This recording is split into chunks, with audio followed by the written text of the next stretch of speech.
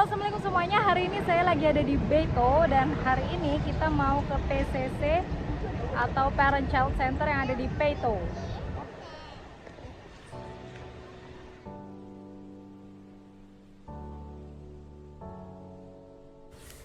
Assalamualaikum warahmatullahi wabarakatuh. Kembali lagi di channel Suminova. Wah, sebenarnya postingan ini adalah postingan dalam rangka decluttering video-video yang ada di galeri.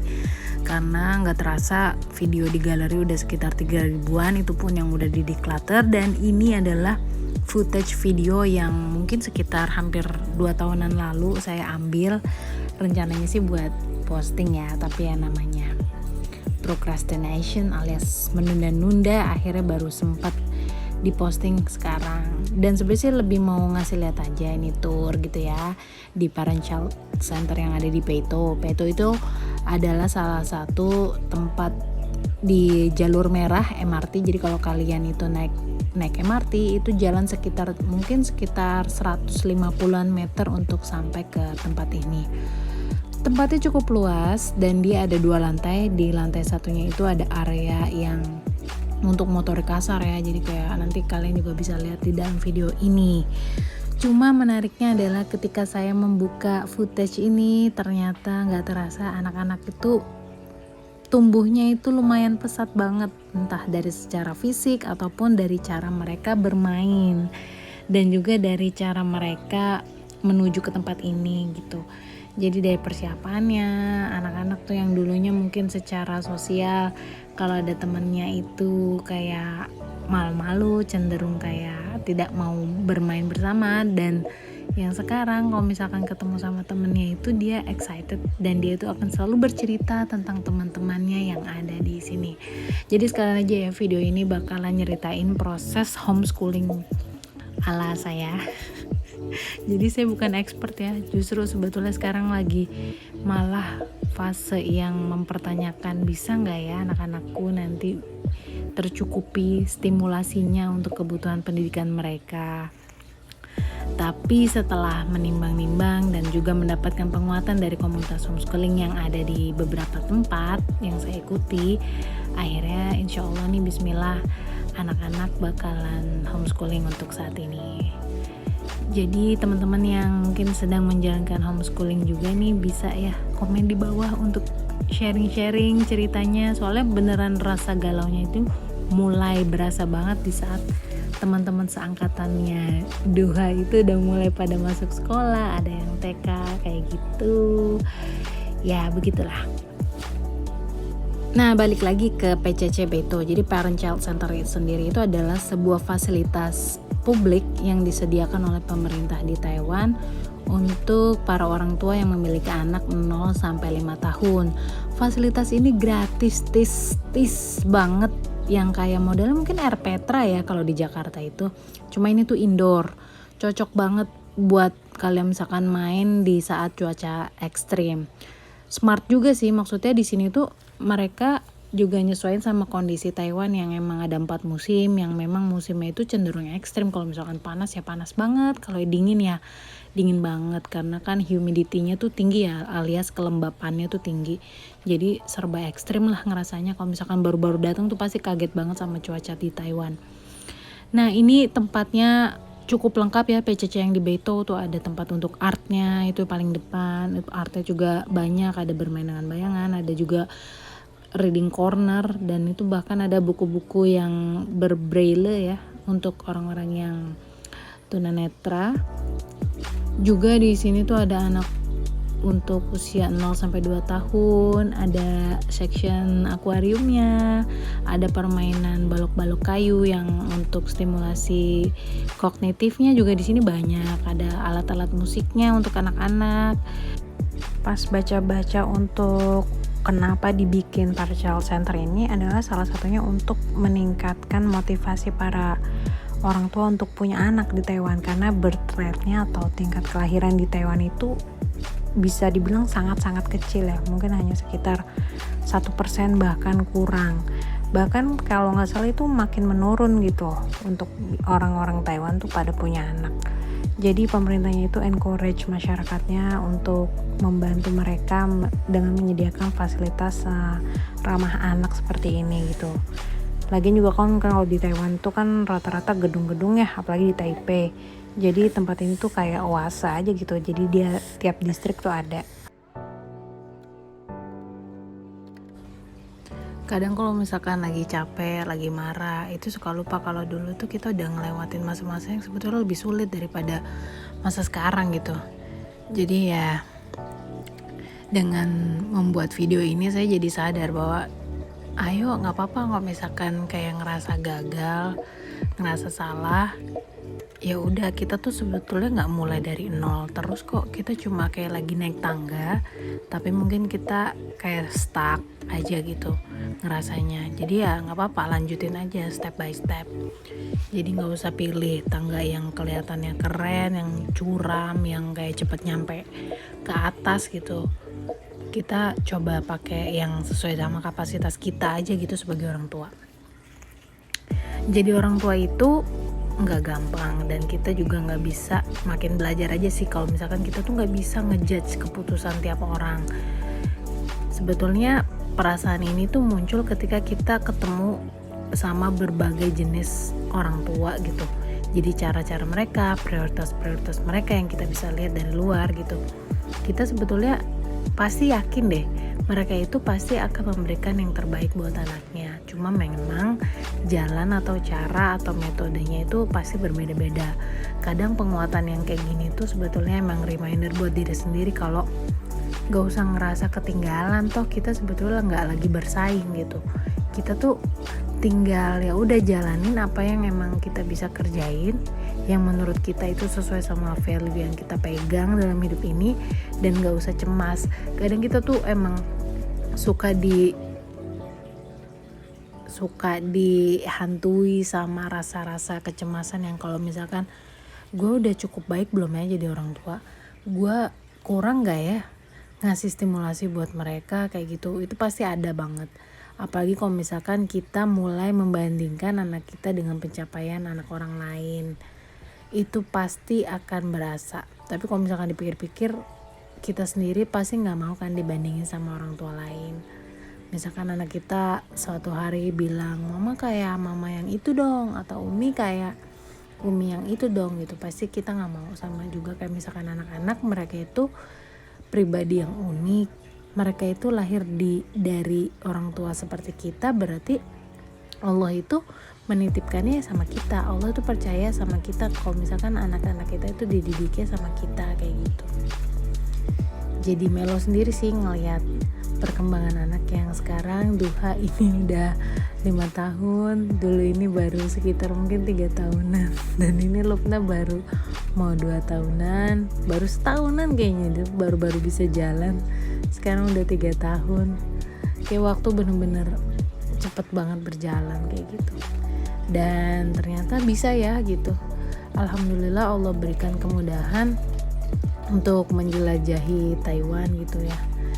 Dan di sini ini by the way videonya tuh ada 2 sebetulnya, ngerekamnya 2 kali. Yang kemarin itu pas playdate pertama sama-sama di PCC Beto kayak gitu. Dan yang ini anak-anak mungkin sekitar beberapa minggu setelahnya ya, karena kita pilih di sini karena dia itu kayak jarang peminatnya, jadi kuotanya orangnya tuh sedikit gitu, jadi kita milih di sini. Tapi emang cukup effort sih ya, perjalanannya lumayan panjang. Kalau misalkan lagi kondusif sih asik banget, cuma kalau lagi mungkin rewel itu yang mulai berasa. Ngomong-ngomong, ada juga teman di Indonesia yang nanya, kalau misalkan pergi-pergi bawa anak kayak gitu, yang bikin gak ribetnya apa? Salah satunya itu alat transportasinya. Bisa dibilang iya, karena di sini tuh stroller friendly. Soalnya kan mungkin yang bikin kita ngerasa berat itu karena kayak bebawaan repot banget bawa-bawa, apalagi kalau misalkan harus gendong anak, itu pasti capek banget fisiknya. Dengan adanya stroller tentu beban kita akan merasa terkurangi, dan di sini jalanannya dan MRT-nya semuanya itu fasilitasnya memang dibuat untuk memudahkan itu semua kayak gitu, alhamdulillah. Dan di sini Duha itu sebetulnya masih malu-malu ya kalau misalkan main sama teman sebayanya, apalagi kalau untuk dari segi pelafalan bicara, Duha itu termasuk yang lambat gitu loh. Untuk dari pronunciation-nya juga ada beberapa yang belum clear. Jadi kadang orang kalau misalkan ngobrol sama dia, terutama yang sebayanya pasti kayak masih bingung kayak gitu. Tapi dengan perkembangan yang dulu itu sempat ngerasa cemas ini sampai kapan ya, tapi alhamdulillah makin kesini progresnya ya emang tinggal kita sebagai orang tua itu bukan fokus ke kekurangan ya, tapi fokus ke stimulasi apa yang bisa kita berikan kepada mereka kayak gitu.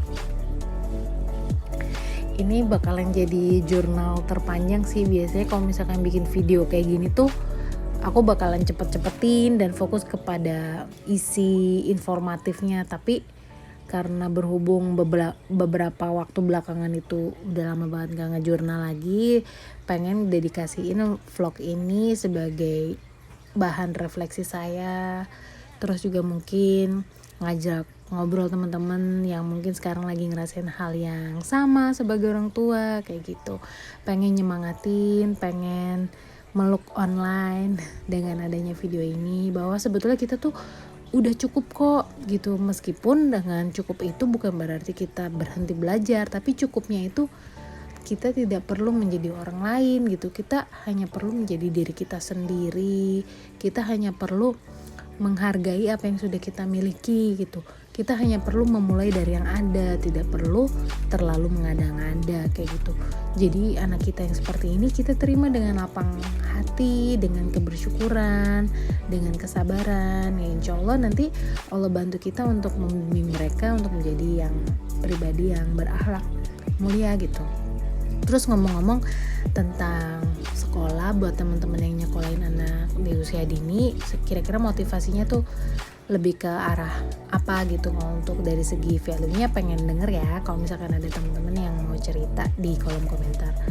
Kalau saya pribadi setelah mungkin browsing-browsing yang ala kadarnya saya aja, melihat memang kalau untuk kebutuhan sekolah dari sisi pengejaran akademis, saya pengen emang di nanti gitu. Jadi stimulasi tetap untuk gimana cara mereka bisa baca buku, cara mereka berhitung, yang kayak gitu insya Allah sih emang pasti ada.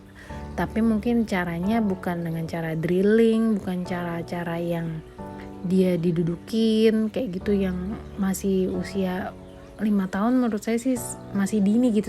Karena saya ngerasain diri saya sendiri yang dulu sekolahnya itu dimasukinnya TK 4 tahunan, jadi mungkin SD sekitar mungkin 5 tahunan gitu ya.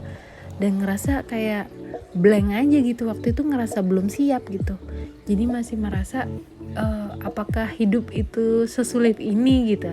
Dan saya gak mau anak-anak saya itu mungkin mengalami apa yang saya rasakan, bahwa dulu itu lebih suka memang hal-hal yang permainan, hal-hal yang bersifat jalan-jalan, ngobrol, dan itu yang pengen saya coba terapkan ke anak-anak kayak gitu. Terus kalau untuk dari sisi impian, pengennya tuh ya anak-anak itu bisa apa ya? Ya sebetulnya bukan keinginan saya, tapi memang lebih kayak value Islamnya itu yang emang harus ditanamkan dari kecil gitu. Jadi orientasinya pengennya sih nanti kalau misalkan dia ibadah kayak gitu tuh motivasi dari diri sendiri itu kuat gitu. Jadi nggak sampai kayak harus di ojlok-ojlok gitu sampai usia menjelang dewasa itu masih kayak dipaksa-paksa. Itu pengennya nggak kayak gitu. Nah itu juga saya masih belajar sih gimana caranya. Soalnya kalau untuk sekarang pun anak-anak udah mulai kayak bisa nolak gitu kalau misalkan diajakin sholat berjamaah dengan alasan capek, dengan alasan lain-lain gitu.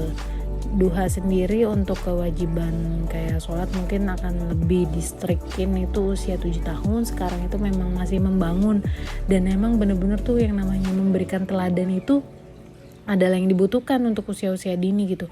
Jadi kalau misalkan pengen anak-anaknya itu disiplin sholat, ya dia harus melihat lingkungannya itu disiplin sholat berjamaah, mengaji kayak gitu. Kalau misalkan lingkungan di rumahnya aja itu kayak nggak stabil gitu ya, mereka mungkin akan menganggap oh ini bisa kok di nanti, oh ini bisa kok suatu saat tidak dikerjakan gitu. Jadi mungkin itu PR buat saya untuk bisa memberikan atmosfer kesolehan di rumah kayak gitu. pengen banget kalau misalkan ngelihat konten-kontennya King Faisal Gym atau Hafizo Kecilik yang lainnya, itu Masya Allah itu ada rasa iri dalam artian yang baik gitu. Jadi kayak bertanya-tanya gimana sih cara orang tuanya itu mengatur kesehariannya kayak gitu. Saya selalu penasaran sih hal-hal kayak gitu kalau misalkan ada ngelihat anak yang kayak gitu, karena pastinya mereka itu punya effort atau prioritas yang akhirnya diutamakan, dan ada juga pilihan-pilihan yang pasti saya yakin itu banyak yang disingkirkan kayak gitu. Karena sekarang pun saya mulai ngerasa nih kalau misalkan kita fokus ke hal-hal yang nggak utama, kita kan kayak capek sendiri gitu. Kalau sekarang itu lebih kayak anak-anak, jadi kalau dulu ikut IIP kayak gitu, Bu Septi itu dulu pernah bilang ada 3 hal pendidikan anak, rumah atau masakan. Itu 3 hal yang kalau kayaknya itu agak mustahil untuk bisa perfect di ketiganya gitu, apalagi kalau misalkan tanpa ART.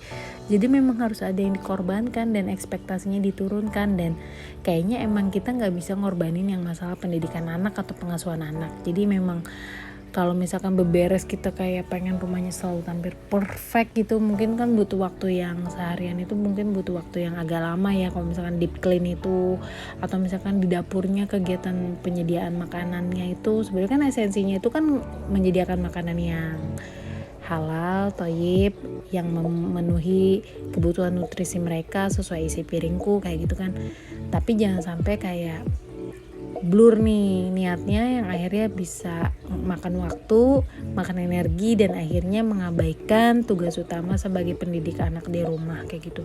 Jadi ya sebisa mungkin intinya mah melibatkan anak dalam setiap kegiatan di rumah. Apalagi kalau misalkan dengar Mas Aat dan Mbak Lala yang namanya usia dini, itu sebetulnya yang penting mereka itu sehat, mereka itu tercukupi kebutuhan asupan makanan bergizi, terus kenyamanan, keamanan kayak gitu, hal-hal yang sebetulnya basic banget dibutuhin sama manusia gitu.